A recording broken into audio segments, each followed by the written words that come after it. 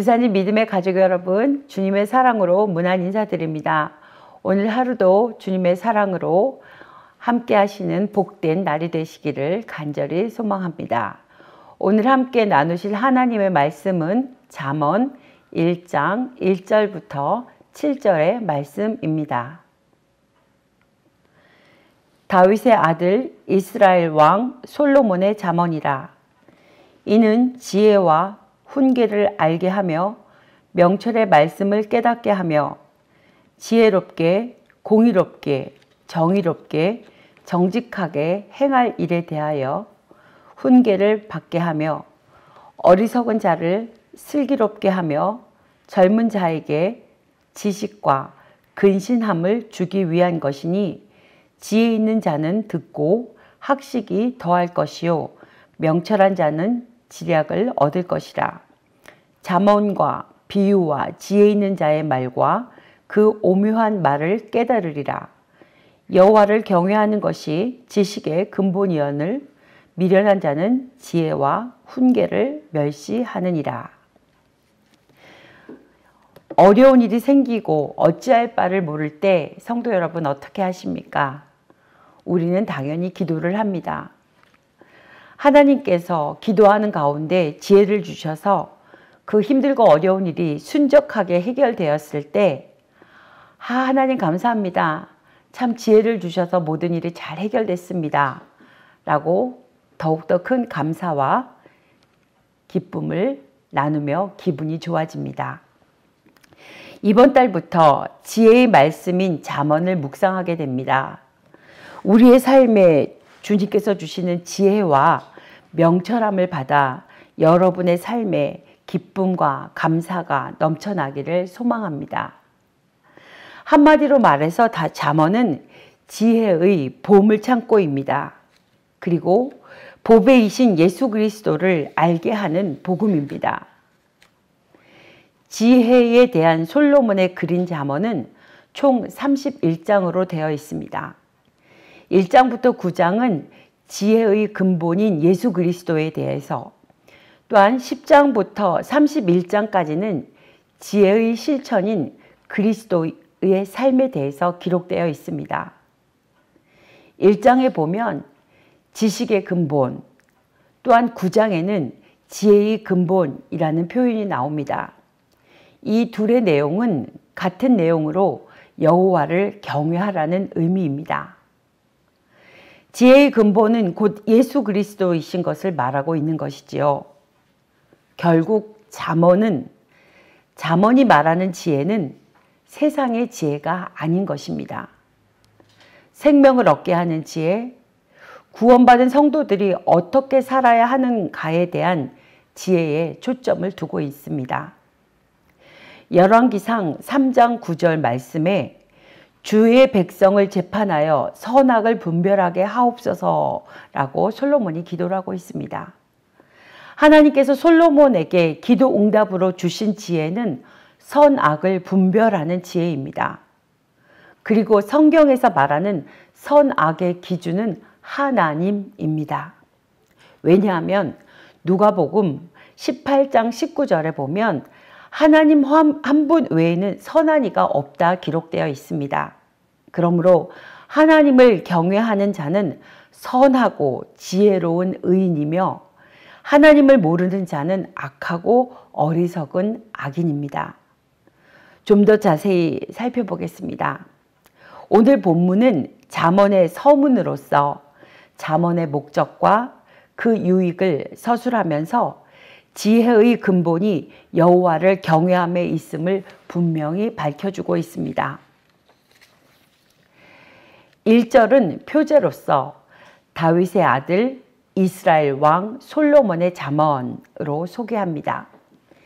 2절에서는 잠언을 쓰게 된 목적에 대해서 말하고 있는데, 첫 번째 목적은 지혜와 훈계를 알게 하기 위함입니다. 지혜와 훈계라는 단어는 짝으로 사용되었습니다. 7절에도 반복되어서 강조하고 있습니다.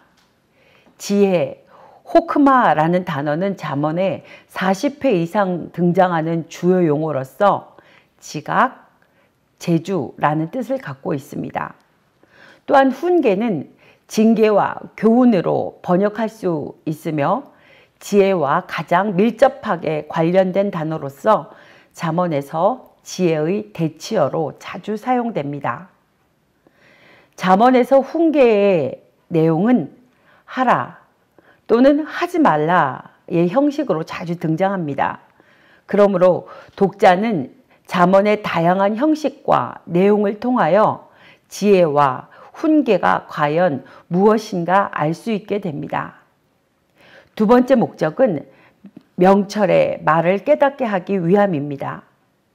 독자는 지혜가 무엇인지, 훈계의 본질과 유익이 무엇인지 알 뿐만 아니라 잠언에 기록된 명철한 조언을 듣고 조언이 의미하는 바를 제대로 파악할 수 있게 될 것입니다. 잠언의 지혜와 훈계의 본질은 의롭고 공평하고 정직함에 있으며 오로지 이 본질을 통해서 얻을 수 있는 유익을 추구하고 있습니다. 훈계의 의미를 깨달음에서 끝나지 말고 저와 여러분의 자신의 삶에서 정의와 공평과 정직을 실천할 때 진정으로 지혜롭고 현명한 사람이 될 줄로 믿습니다. 4절입니다. 어리석은 자를 슬기롭게 하며 젊은 자에게 지식과 근신함을 주기 위한 것이니. 어리석은 자는 사리를 제대로 분별하거나 판단하는 능력이 아주 부족합니다. 그래서 설득당하기 쉽고 미성숙하여 경험이 부족한 자입니다. 이런 자에게 적절한 지각과 판단력을 주는 것이 잠언의 세 번째 목적입니다.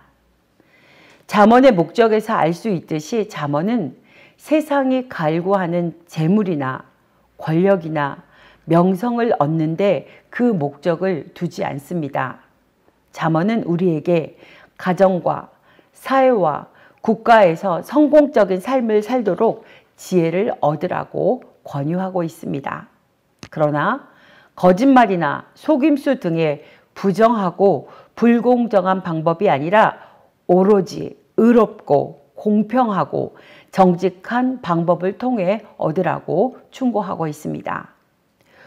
5절과 6절에서는 잠언의 유익에 대해 말씀하고 있습니다.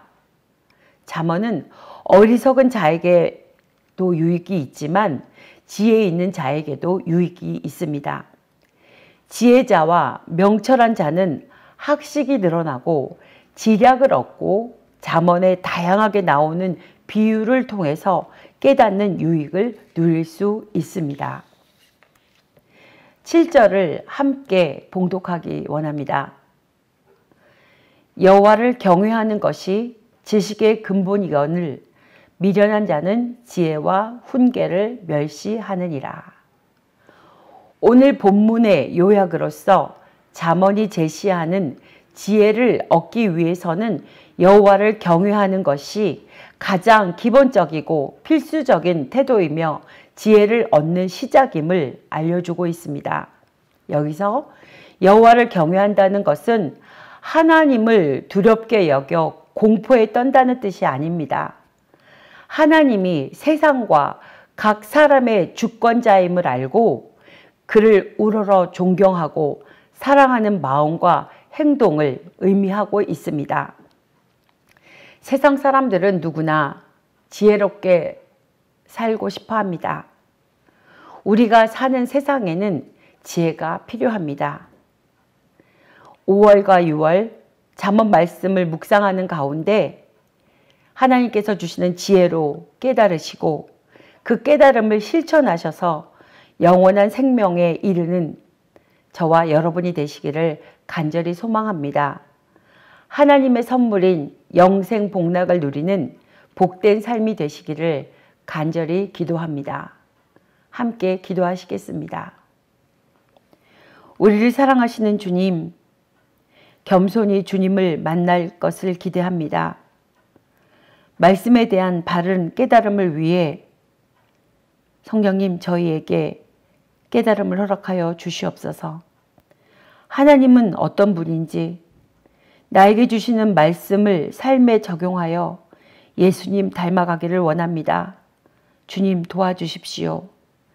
여호와를 경외하는 것이 지식의 근본이거늘 미련한 나는 지혜와 훈계를 멸시하느니라 라는 말씀을 마음에 담고 오늘의 삶도 여호와를 경외하는 자리로 나아가도록 주님 인도하여 주시옵소서.